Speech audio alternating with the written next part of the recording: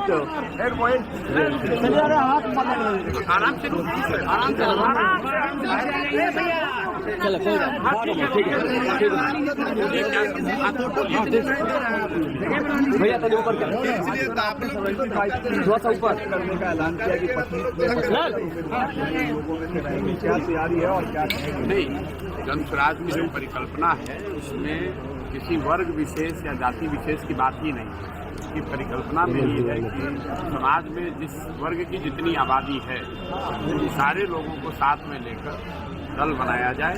सिर्फ टिकट के लिए नहीं, दल बनाने वाले लोगों में भी सभी जातियों सभी वर्गों की भागीदारी हो, दल के पदाधिकारियों में भी, और जब चुनाव लड़ने की बात हो तो भी सारे वर्गों की जिनकी जितनी संख्या है उनको उतना प्रतिनिधित्व मिले। इसी के लिए मैंने कहा बिहार के अगर आप आंकड़े को देखेंगे, पिछड़ा आंकड़ा में मेरा कोई यकीन नहीं है, लेकिन जिसको अति पिछड़ा समाज कहते हैं उनकी आबादी अगर 35% है, उस हिसाब से 75 लोगों को उस समाज से विधायकी लड़ने का अवसर मिलना चाहिए। और आज तक पिछले 30-40 वर्षों से जो लोग भी अगड़े पिछड़े की राजनीति कर रहे हैं उनमें से किसी दल ने आज तक इसका आधा प्रतिनिधित्व भी उनको नहीं दिया है। मैंने ये आज जो घोषणा की है, ये आज घोषणा नहीं की है तो गांव-गांव जाकर बता रहे हैं कि अगर आपकी जनसंख्या 35% है तो आपके समाज के 75 लोग अगले विधानसभा में जन स्वराज के प्लेटफॉर्म से चुनाव लड़ेंगे। इसमें कहीं कोई दो मत नहीं। और सिर्फ टिकट देने की बात नहीं है, उन लोगों को चयन करेंगे, उनको प्रशिक्षित करेंगे और उनको जन स्वराज के संसाधन से लड़ाएंगे। ऐसा नहीं है कि उस समाज के बड़े लोगों को लड़ाएंगे।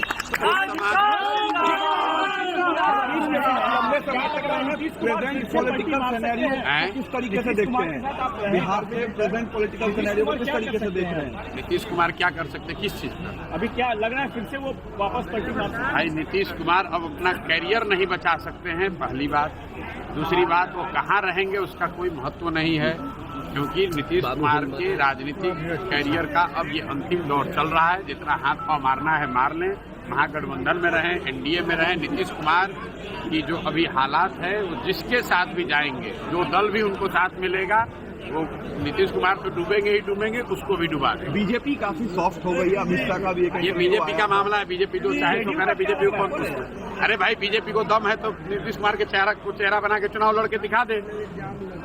बीजेपी वालों को अगर दम है तो घोषणा करें कि अगला मुख्यमंत्री नीतीश कुमार होंगे और चुनाव लड़के देख ले, तो कटिया खड़ी हो जाएगी। आपने ममता जी के भी साथ काम किया। बंगाल में टीएमसी ने अनाउंस कर दिया है कि 42 पे वो कंटेस्ट करेंगे, तो इंडिया ब्लॉक में आप सीट शेयरिंग किस तरीके से देखें? भाई, ये मेरा विषय नहीं है। मैंने सिर्फ ममता बनर्जी के साथ नहीं काम किया है। इंडिया ब्लॉक में जितने मुख्यमंत्री बैठते हैं, चाहे वो केजरीवाल हैं, स्टालिन हैं, उद्धव ठाकरे हैं, दीदी हैं, सबके साथ मैंने काम किया। लेकिन ये काम मैं पहले करता था, अब तो मैं काम करता नहीं हूँ।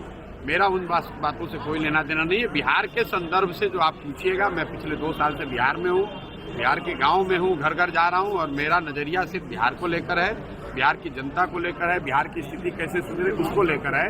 इंडिया क्या करता है, कौन बनता है, कौन हारता है, जीतता है, इससे मेरा कोई लेना देना 500 बच्चों को पढ़ाने थोड़ा सा ऊपर नहीं। पढ़ाने की बात मैंने ये कही कि मेरा अपना मत है, जो मैंने आपको आंकड़े बताए कि सिर्फ 1.5% लोग ही सरकारी नौकरियों में बिहार में हैं, और इसी 1.5% में आरक्षण का लाभ देकर इन समाज के लोगों को बेवकूफ़ बनाकर इनका वोट लेकर लोग राज कर रहे हैं। आप ये बताइए कि अगर 98.5% आदमी सरकारी नौकरी में है ही नहीं, तो उसको आरक्षण अगर आप लागू भी कर दे 100%, तो भी क्या लाभ होगा? इसलिए मैं ये कह रहा हूँ, आपने ये कहा, मैंने पहले कहा कि समाज के लोगों को ये चिंता होनी चाहिए कि आप अपने बच्चों को पढ़ाइए, और उस दिशा में जन स्वराज अपनी ओर से हर जिले से 8 से 10 मेधावी जो छात्र हैं, जो गरीब परिवार के हैं, वंचित समाज के हैं, उनको जन स्वराज अपने खर्चे से कॉम्पिटिटिव एग्जाम्स की तैयारी के लिए पढ़ाने की व्यवस्था करेगा। पहले से भी हम लोग बिहार में अभी मैंने कुछ दिन पहले 100 बच्चियों को पूरे बिहार में कंपटीशन के जरिए चुनकर उनका खर्चा हम लोग दे रहे हैं पढ़ाई का।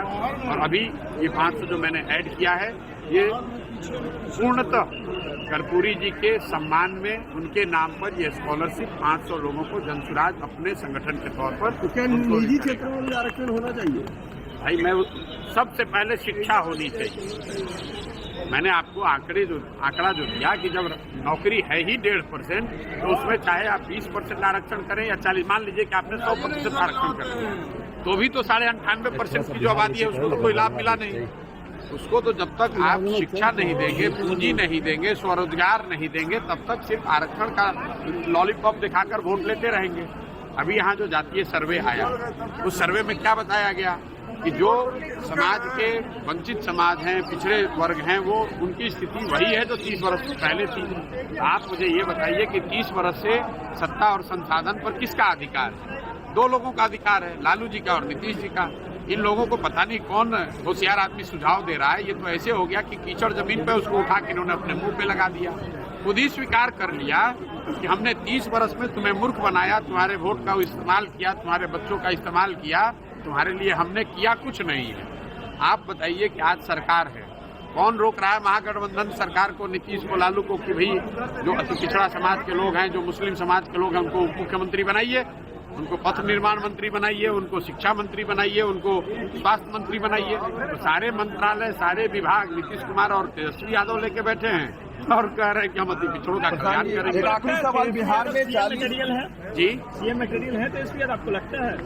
भैया सीएम मटेरियल है कि नहीं तो जनता तय करेगी। हम तो 2-3-6 महीने से ये कह रहे हैं कि महागठबंधन की बिहार में सरकार है और सबसे बड़ा दल उसमें आरजेडी है। नीतीश कुमार भी ये उन्होंने कहा कि तेजस्वी यादव ही के नेतृत्व में अगला चुनाव लड़ेंगे। तो मेरा सुझाव ये है कि तेजस्वी जी को तुरंत यहाँ मुख्यमंत्री बनाया जाना चाहिए महागठबंधन की ओर से, ताकि वो अपना कौशल, अपनी बुद्धि, अपनी क्षमता को दिखाएं और बिहार का भला हो, बिहार का विकास हो और 3 वर्ष में जनता को भी अवसर मिले ताकि वो देख सके कि तेजस्वी यादव जी कितना अच्छा सरकार चलाते हैं। लोकसभा की 40 सीटें बिहार में हैं, आपका क्या आकलन होगा सर कि 40 में क्या रिजल्ट आप देख रहे हैं बिहार में 40? देखिए, मैं इस तरह के आकलनों से बचता हूँ, मैं इस तरह की भविष्यवाणी नहीं करता हूँ, लेकिन जीवन में आपने देखा होगा मैं उनमें से नहीं हूँ जो रोज कहता है कौन सीट कितना जीतेगा। मैंने जीवन में एक बार पश्चिम बंगाल को लेकर कहा कि भाजपा को यहाँ 100 सीट नहीं आएगा और वहाँ भाजपा को आया 77, जबकि पूरे देश में लोग कह रहे थे कि भाजपा को 200 सीट आएगा। मैं बिहार के लोकसभा के नजरिए से एक बात लिखकर आपको दे देता हूँ, कैमरे पर भी बता रहा हूँ। नीतीश कुमार के दल जदयू को महागठबंधन में अगर वो लड़ेंगे उनको 5 सीट भी नहीं आएगा। और ये मेरे बयान 2-3 महीने से आ रहे हैं, उनके दल वाले इतने घबराए हुए हैं, उनको मालूम है अगर प्रशांत किशोर कह रहा है कि 5 सीट नहीं आएगा तो नहीं आएगा। इसीलिए वो आपको में है कि भाजपा की ओर भागे कि दाहिने भागे कि बाएं भागे। नीतीश कुमार के दल का महागठबंधन के साथ इंडिया गठबंधन में अगर वो चुनाव लड़ेंगे उनको 5 सीट भी नहीं आएगा। अगर आएगा तो पूरे बिहार की जनता के सामने खड़े होकर हम अपनी गलती के लिए माफी मांगेंगे। Thank you.